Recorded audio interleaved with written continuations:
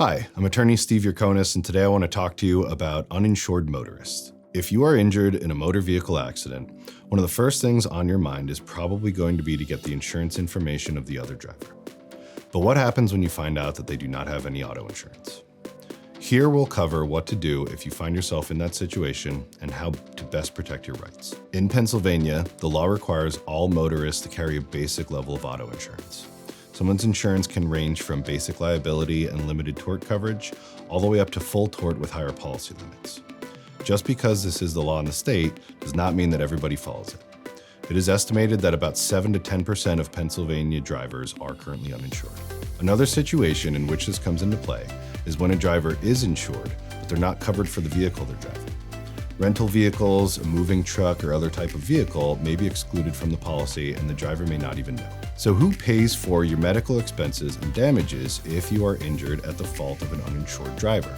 Pennsylvania is what is known as a no-fault state, meaning that drivers first look to their own insurance company for compensation regardless of who is at fault for the crash. If you don't have uninsured motorist coverage on your policy, you may be surprised to learn that your own insurance will not cover your damages and injuries.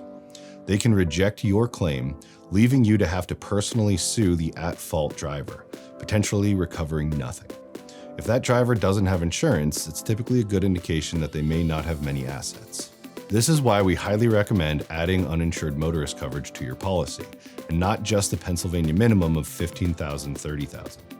The first number on the policy indicates the maximum that each person can recover in an accident, and the second number indicates how much can be recovered total in the accident for all of the people involved. We recommend getting a higher level of coverage, up to $100,000 and $300,000 or more, so that you can be made whole if you're injured by an uninsured driver. Carrying uninsured motorist coverage allows you to bring a claim against your own insurance company to recover damages, even in the event that you are injured by an uninsured driver.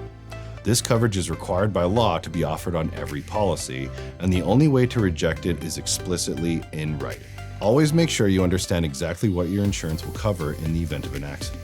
This is something you'll see often with cut-rate insurance offers on TV to save money in your policy, and people sadly will sign these without knowing that they're leaving themselves exposed by rejecting the uninsured coverage.